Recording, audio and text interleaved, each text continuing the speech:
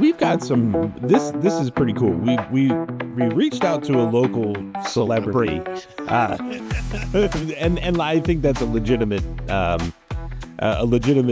description of him at this point. With Money Man.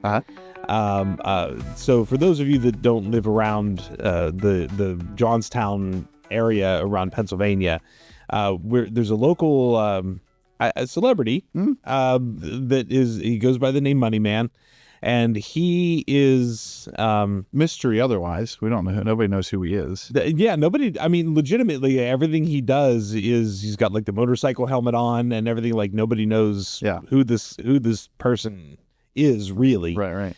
But he does all sorts of stuff around the community, and he gives back a lot. He does, some really cool little, pop-up contests and scavenger hunts and things like that. And we've partnered with him over the years as well through the bank, not necessarily Bank Chats as the podcast, but through our parent company. Right. We have partnered with him to do some pretty cool stuff in the community over the last few years. And so we asked him if he would be so kind as to throw some ideas out there or to request ideas for podcast topics from his audience, because he has one. And we can come up with things ourselves, but it may not be things that people want to be listening to or watching or anything. So yeah. So we have asked and gotten a couple of comments and feedback and over the years on the podcast itself. It tends to be AmeriServ employees saying, "Hey, good job." Yeah, which is great, but not super helpful in terms of coming up with topics. Yeah. Right. And can you believe we're what, 4 years in doing this podcast? 4 years, 3 years. Well, we're on through. I think we just passed our 3rd year anniversary, right? No. No. That's in August. It's coming up. Yeah. So but it's just still a long time. Yeah, I mean, we've done over 60 episodes now of the podcast, which quite honestly is more than some podcasts make it to. Yeah. And far less than others. But we've done quite a few of these, and it's not that we're necessarily running out of ideas, but we want to know what people want to hear.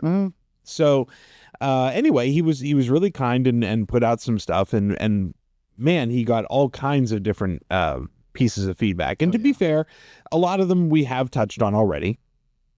But there were definitely some new ones in there, I think, too, that we're going to be able to get to, right? So we're reading through it right now. And coming up with a list of future topics so we can cover. Right. Yeah. But one of them stood out to us, and as you can tell by my unintentional patriotic background here that I've got going on. For those of you that are listening, I happen to be wearing a red polo today, and I've got the blue backlighting here.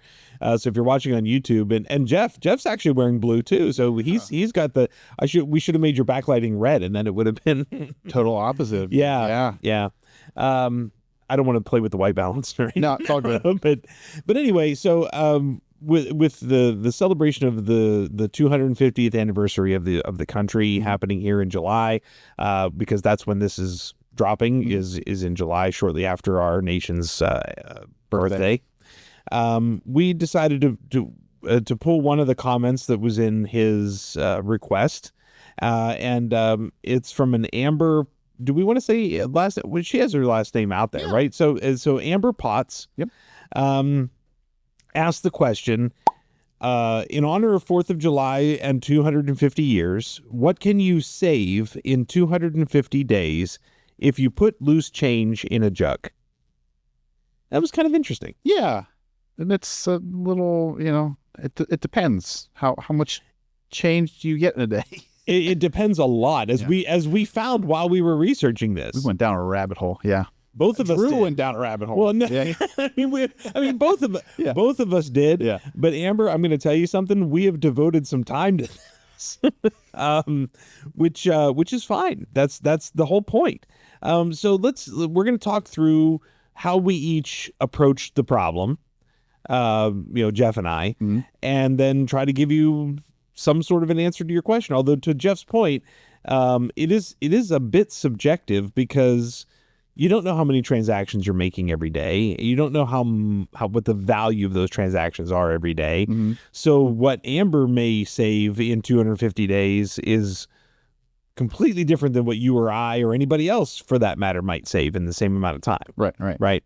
So what did you start putting together? How did you approach this? So I asked the internet, what is a realistic amount of money or amount of change that you can save in 250 days? It was very general. It was not as specific as questions you were, looking into. Well, to be fair, those that watch and listen on a regular basis know that I am like super granular when it comes to stuff. Okay. But yeah, so go ahead. So simply, what's a realistic amount of change that you can save in 250 days? And it depends on if you are a cash person or a plastic person, first off. But if you are a cash person, pocket change wise, roughly $75 to $200, that's a pretty big span, big number, which comes out to 38 to 80 cents per day. The second category was saving all coins. So that first one was assuming that if you had 3 or 4 transactions in a day, you were using whatever change you could out of your pocket, for the next transaction. Gotcha. Theoretically would have less change at the end of the day. The second one is saving all coins from cash purchases, which it said between $200 to $500 in that 250 days. So that's 80 cents to $2 per day. And that could be higher or lower than in the last year or two, because the penny is no longer a thing. So we could go down that rabbit hole sometime. But or deliberately adding loose change each day. It's however much change you want to put in. The internet said 500 to 1,000 plus. So setting aside an average of $2 to $4 per day in coins, it adds up really quickly. Okay. Yeah. I mean, definitely would. Yeah. So to your point though, and we're going to get into this because the way that I did the calculation was definitely different. Yes. Yours is better. Let's say it that way. Broader is better in this. Broader is better. So it really does come down. I mean, whenever I first heard the question, my first gut instinct was just to say, well, if you save $1 a day, it's $250, right? True. So that was, and say 99 cents in your pocket every day, right? A little bit less change. Yeah. So, $250. But I thought, no, I'm going to actually start to I wanted to really kind of think through this. So I thought, okay, well, here are some of the assumptions that I made. And Jeff, I don't know, you may end up putting some of this up on the screen or something like you've done before. Yeah. I don't know. Yeah.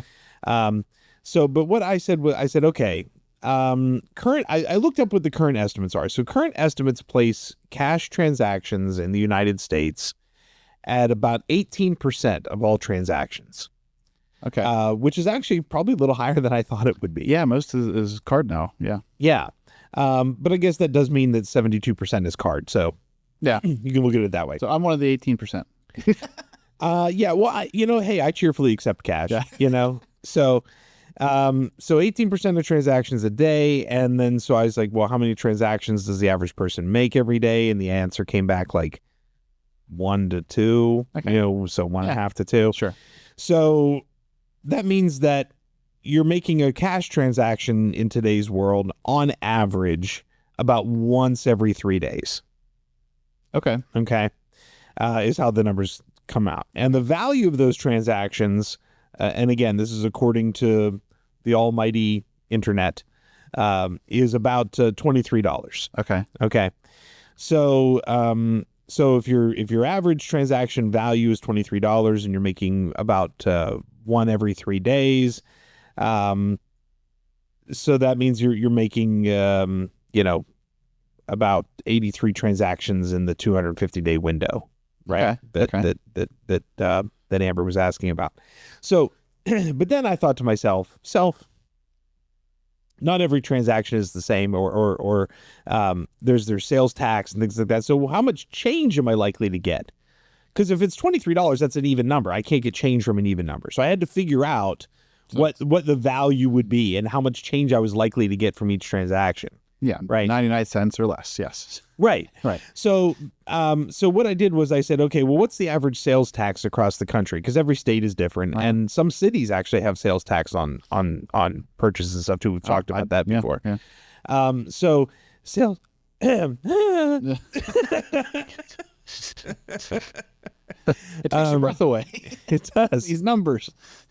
So sales tax across the country on average is about 7.53%. Okay. Okay, so in order for the final price to land between that $23 to $24 window per transaction, the original price would have to be between $21 and $22, so, or $22.30. So since most things in the U.S. are priced at 99 cents, I went with $21.99. Okay. Okay. So a value of $21.99 for whatever you're buying plus tax. I am a mess today, honest to goodness. So $21.99 plus tax means that your calculation would come out to being about $23.68 per transaction. Okay. Right. And to get change back from that, you'd get about 32 cents back. Okay. All right. So going back to what I said before, you're making about 83 of these transactions in a 250-day window. Mm-hmm. That means that you get about $26.56 in loose change in 250 days. That's a lot less than what I had. It is a lot. That's why I said Yeah, yours is going to be better. Well, but even if you round it up a little bit to like the 50 cents for the 250 days, you know, that would add a little bit. Yeah, but add a little bit. I mean, you'd be adding an extra, 18 cents per transaction times 83. So $40, 45 bucks. But the problem is that mine's probably taking like the average, you know, like as like 50 cents. Well, and yours is per day, where mine is actually every 3 days. Yeah. Because I was trying to figure out how many you'd actually be doing and all that stuff. But to your point, it really does depend on how much of a cash person you are. Mm. If you pay with most of your stuff in cash, you're going to be closer to Jeff's number. And if you pay with most of your stuff on average, as Americans do with debit cards and credit cards and things like that, gift cards. Yeah. Oh yeah. You know, then you're likely to get less because you're just making fewer cash transactions. Right. Right. Now I did go one step further, and I thought, okay, you know, because when I was, and you and I kind of talked about this when we first started discussing the topic. Like when I was younger, I had a big plastic jug in the shape of a particular brand of my favorite, or one of my favorite alcoholic beverages that would sit in my room. Okay. Right. I have a $5-gallon one, so yeah. Not water. Oh, water, $5 or $5-gallon water. Yes, of course. Yeah.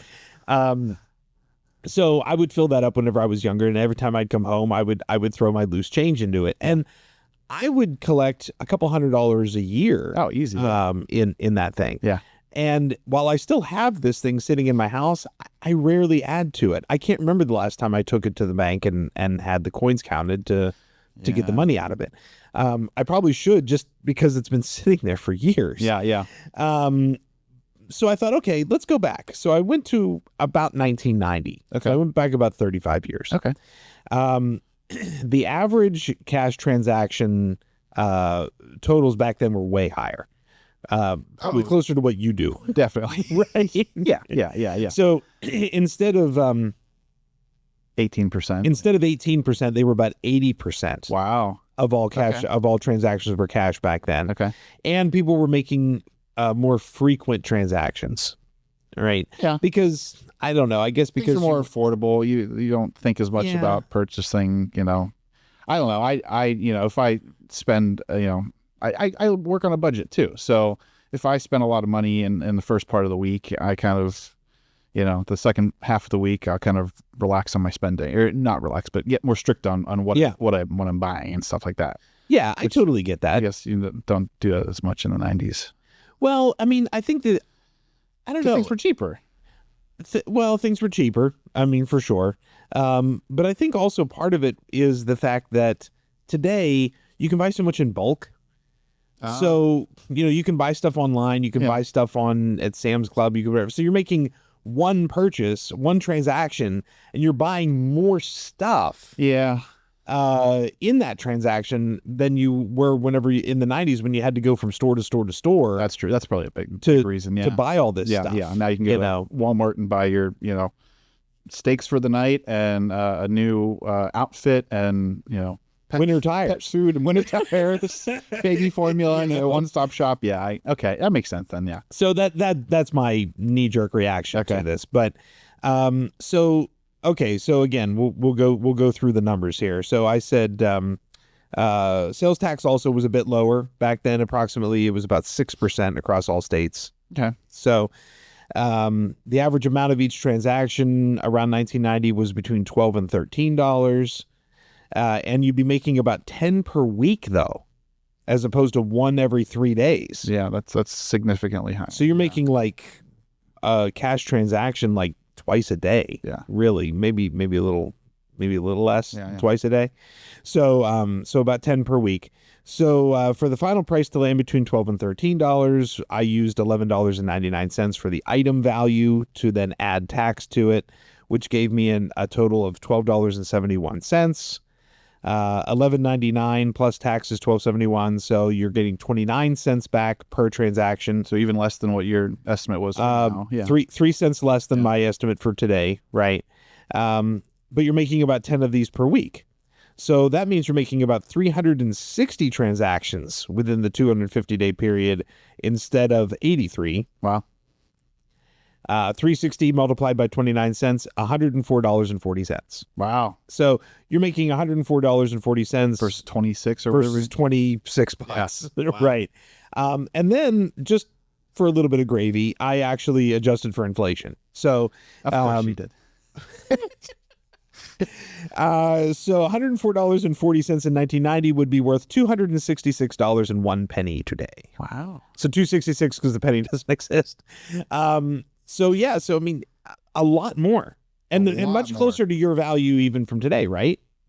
I mean, yeah, because so if saving all coins was 200 to 500, saving just your change for at the end of the day was 75 to 200. So I mean, it's in between. So there you go. Yeah. So I guess the real answer here is it depends on how much you spend in cash. Yeah. And how disciplined you are about saving those coins. Now, if you're not a cash person, how can you replicate this with plastic? So that's a good question. That's a good question because you're right. I mean, there are ways to sort of save your change. I know there are some credit cards that will automatically round you up to the nearest dollar. Sure. Sometimes it's for things like it'll donate it to charity, things like that. I know some stores and restaurants will do that too. They have charitable organizations that they work with. Yeah. And they'll ask you if you want to round up to the nearest dollar to donate to that charity. Yeah. All right. Doesn't help you, but it may help somebody less fortunate than you. Sure. Yeah. You had a good idea though. You said that going into using online banking to do it, right? Yeah, it's pretty manual process, but yeah, whatever change you would, get back, theoretically round it up and then take it from your checking account and do a transfer over to savings. Yeah. Yeah. And you could even just do that once a day, even if you didn't do it per transaction. Right. Just set up an automatic, $1 a day, feed from your checking to savings account adds up. Yeah. I mean, you figure $1 a day is $365 a year. Yeah. Right. Yeah. So, that's really that is one of those things that I think people tend to forget about is that how can I say that? Like certain organizations that may or may not use Tina Yothers or Sally Struthers as a marketing person. Okay. Yeah. I'm showing my age a little bit here. Okay. Who say, for 25 cents, for less than a cup of coffee a day. Yes. Right. Yes. You can help such and such. Yes. Yes. But you can do that for yourself too. If you pay yourself less than a cup of coffee a day. Right. I was just going to say, You know what I mean? coffee is a great example. Don't get a cup of coffee one day a week and you'll save $5 a week. If you're going to certain stores, you're saving $5 a day. Yeah. That's why I said once a week, you're saving $5 a week, Yeah. If you didn't get it one day a week. Right. I got you. Right. Yeah. I mean, going out to lunch, is another thing. Like if you tend to work in an office or somewhere where you're not at home, and you go out to lunch and you don't think of it in the moment. You think, oh, it's $6, it's $7. Yeah. A lot of times now you go to fast food joints, it's more than that. But let's say you spend $5 a day on lunch and you work 5 days a week. It's $100 a month. Yeah. Yeah. I mean, I try to pack my lunch every day, and I think what did I do this week? And I make the same food for the week. You know, on Sunday, that's one of my routines. Is Sunday is laundry and lunches for the week. Okay. So I'll make, you know, the same thing for lunch all week, and then by Friday I'm really tired of it. Yeah. So it drastically changes for the next week. But I probably have $10-11 into lunches this week. Yeah. You know, which is a lot. You know, that you could spend that in one day, like you said, going out to eat. Oh, easily. Coupons is another good way to save money and to put your extra money away. So whatever money you would spend, if you had a coupon, whatever money you saved with that coupon, move that from your checking to your savings account. Okay. Yeah. Now, you brought up something about coupons, though. That can be dangerous. And my wife and I are. I think it's worth talking about. My wife and I are both guilty of this. Just because there's a coupon doesn't mean you need it. Yeah, right. Yeah. So one of our local grocery stores, you know, around this time of year has a 4th of July sale or, you know, that kind of stuff. But it used to be $1 sale. And now, you know, in the economy we live in, because it's the 250th anniversary, it's the $2.50 sale. It's an excellent reason to inflate that number to 250 instead of, Right. But so we'll go out and we'll buy, you know, excess amounts of this food that we don't normally buy. We're not Uncrustable people, but whenever it's $2.50, how are you not? Look, Uncrustables are good. They are, but you don't need to buy 18 boxes of them and shove them into your freezer for a year and then they go bad. Well, that's true. Yeah, I agree. I have this argument I have this discussion with my wife. She loves Uncrustables. Okay. Absolutely loves them. And there's nothing wrong with them. I think they're fantastic. They're little packets of joy. But if you really look at it, you think to yourself, like, I could buy a jar of peanut butter, a jar of jelly, and some bread, and I can make 50 peanut butter and jelly sandwiches for probably the cost of one box of 10 Uncrustables. Oh, you know what I mean? You're paying for the convenience. Yeah, the time that goes into making it. Yeah. But yeah, it's just, but you're absolutely right. There's a lot of people that buy stuff because it's on sale, and it's like, well, it's only a deal if you needed it in the first place. If you're only buying it because it's cheaper, but you wouldn't have bought it anyway, it's still costing you money. Right. And this particular store just started putting at the very bottom of these coupons, save up to blah blah blah blah blah per transaction or per item, or so it makes it so even if it was something you didn't want to buy or you normally wouldn't buy, it's like, but I could save $3 on that, so I have to get it. Yeah. oh, trust me, they know exactly what they're doing. Yes. We should probably have a discussion about that, and this may be an episode that we could do. Maybe do a sort of an on location type thing, not really necessarily show what stores we're in, but I think there's something really to be said for an episode about how to identify whether or not you're getting a deal. Yeah. Because like the per item price and things like that, you got to look at prices all the time. You got to look at that stuff. Yeah. So I won't go into detail on that because I think there's an episode there. There is. Yeah. But anyway, getting back to Amber's question, I really think that there is there's definitely value in saving your change. To your point, there are apps out there that will help you save change. Okay. There are apps that will do essentially what these restaurants do and things where they round up for their charity. Mm-hmm. There are apps out there that you can connect to your bank account so that when you make a transaction on your debit card, whatever the difference in the price is between your purchase and the next highest dollar, it'll round up, and then it'll automatically take that change and either deposit it into a savings account for you, or some of them will even do investments, like micro investments. Oh, yeah. Where it'll help to do some basic investing in whatever in the stock market or whatever. Again, investments are not guaranteed to return value, so I don't necessarily endorse that idea, but statistically speaking, the entire stock market, over a 10-year period, you're likely to make money. So Good disclaimer. put it that way. Yeah. Yeah. But to your point, there are ways to do this electronically. Yeah. That don't necessarily involve a jar and a jug and whatever. Mm-hmm.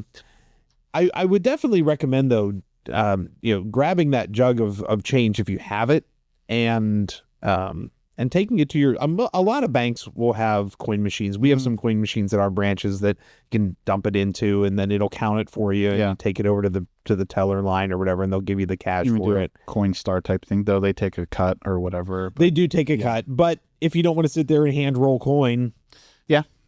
it's possibly worth it to you. Yeah. To let them take a cut of it. The other side of it too is when you talk about these things, are you mixing your coins or are you saving only certain ones? Because you can have one of those 5-gallon water jugs that you get for like the water cooler at work, full of pennies, Yeah. and it's not going to be anywhere near as valuable as a coffee can full of quarters, Yeah. right? Or dimes. Absolutely. So that also becomes one of those things, I saved all mine. Like I would just take whatever was in my pocket and I would just throw it into that jug. Yeah. So my jug was commingled with everything that I had. Yeah. And occasionally, once in a while, you'd stumble across a $1 Sacagawea coin or something like that. And you were like, woohoo! So, but did you go through and look for like silver or special coins or like That's a good point. flawed coins or anything like that? My family was into that kind of stuff. Yeah, We'd look for silver. We'd look for wheat pennies. We'd look for anything that was known to be like a double die or a die flaw of some sort. Yeah. that would make that coin worth a little bit more money. We didn't do anything with it. They're all But just you sitting in a right. they're sitting in a different jar. They're in a different right. jar. Yes. Yeah. I did look for silver because it was easy. You can hear it. If you had, once you got a good eye, you could see it real quick. Well, yeah, but a lot of times you could, if you took your coins out of your pocket and you just kind of like tossed them to yourself, like all of a sudden it was like, no, I hear a silver coin in there. And if you find anything, if you have any silver coins or you have grandparents or parents or whatever that have like a coin like grab one silver quarter and mix it in with a handful of other coin and then toss it to yourself, and then take that and listen. You can hear it. Oh yeah. Well, that's And why then- old cash registers used to have a little marble plate at the front of the cash register, Oh yeah. because they would, if they thought that it was a counterfeit coin or whatever, they would drop the coin on that and it would make a certain sound, and they would know that sound, Yeah. and that was a way that they could tell a counterfeit or not. Not that I'm saying that you're collecting counterfeit money. I'm just saying that every metal makes a different sound. It does, is what you're yeah. saying. Yeah, no, yeah. So, Yeah. And to your point, you're absolutely right. If you looked at the edge, you could very quickly Yeah. tell whether or not it was a sandwich coin, which I think every coin today now we have, unless you're specifically buying like a double eagle or something like that. It's made up of not just silver, but quarters, pretty much anything from 1964 back, I think, were silver. Yep. So if you have any quarters that are 64 or older, they're going to be silver. They're not necessarily worth much more than 25 cents. If you took it to a jeweler and had it weighed, you might get 50 cents for that quarter or something like that. In today's, I don't know. It doesn't know what silver's going for right now. Yeah, I don't know. But so I would look for that stuff. But I was never. My dad did collect coins for a while, and he has some neat stuff. Yeah. But to go through all those different ones it was almost like playing the lottery. Like the likelihood of finding. Oh, it took forever, but it's a hobby. Yeah. If you enjoy that, it's absolutely worth doing. Yeah. There was a thing for a while there where they were doing all the like when they originally changed to all the state quarters. Yeah, where everybody my family was trying to collected all those. collect all 50. Yep. And before that, it was mostly just like the eagle on the back of the quarters, which I now it's actually pretty rare to come across one that has an eagle on it. Yeah, so people are collecting those now. Yeah, because it's not as common. Yeah. I have a couple of this has nothing to do with collecting change, but I have a couple of coin the untouched ones you can get from like the mint. Like I think my dad bought my sister and I each one for our birth years. So I have Like one proof sets, yeah. I have one from 1970, and my sister has one from 1980. So, but yeah, those are, but that's not coming out of Change, you Right, know, that's right. And I mean, occasionally you do hear that story that somebody that finds some rare coin in the Change or something like that. I mean, it does happen. It does, but you have to be, to your point, pretty disciplined about going through it all. Yeah. Um, You have to know what you're looking for. Yeah. yeah, And there's so many variations of known defects on coins. I mean, you have to be an expert to be able to hit all of them. Yeah. You know, statistically, there's probably a pretty good chance that all of us have probably had not $1 million coin, but at least something of higher value come through our hands over the years. Sure. That you simply just don't know what you're holding. Yeah. You know, right. Or you just didn't pay attention, you know, to look at each one to see if there was a mint mark or not, or if it was a D or a P or whatever. Yep. So all that stuff. But yeah.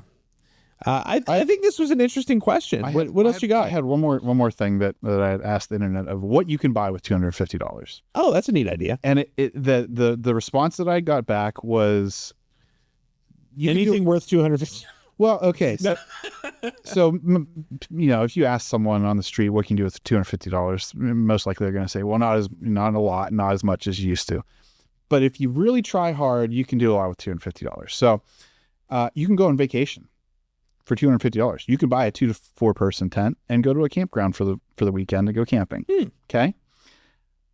New car.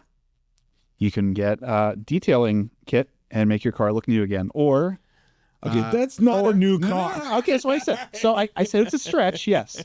Or that's a new to you car. You can rent a car for the weekend, possibly for $250. Depending on where you're renting it and what kind of car you're getting. So new to you. Entertainment. Though we've had conversations about streaming services, $250 goes a long way when it comes to streaming services. True. You can get almost 2 months worth of streaming services. Well, it depends on what ads versus not ads now. Yeah, right. Big difference in price. There is. Yeah.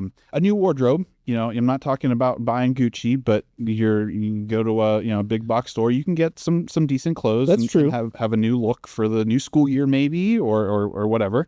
A new house. Buy paint and paint supplies, and do a refresh on a room or two of your house. Okay. All right. Or the start of an emergency fund, or put it towards a house down payment. So there's a lot you can do with $250 if you really try.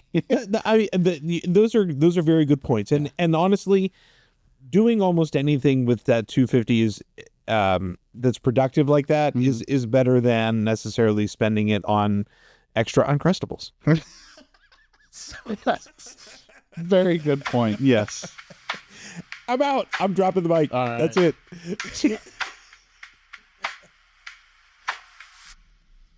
This podcast focuses on having valuable conversations on various topics related to banking and financial health. The podcast is grounded in having open conversations with professionals and experts with the goal of helping to take some of the mystery out of financial and related topics, as learning about financial products and services can help you make more informed financial decisions. Please keep in mind that the information contained within this podcast and any resources available for download from our website or other resources relating to Bank Chats is not intended and should not be understood or interpreted to be financial advice. The hosts, guests, and production staff of Bank Chats expressly recommend that you seek advice from a trusted financial professional before making financial decisions. The hosts of Bank Chats are not attorneys, accountants, or financial advisors, and the program is simply intended as one source of information. The podcast is not a substitute for a financial professional who is aware of the facts and circumstances of your individual situation. Thank you for listening. Please check out our full library of episodes, which can be found on the AmeriServ.com website. You can also download or stream the podcast from your favorite podcast app.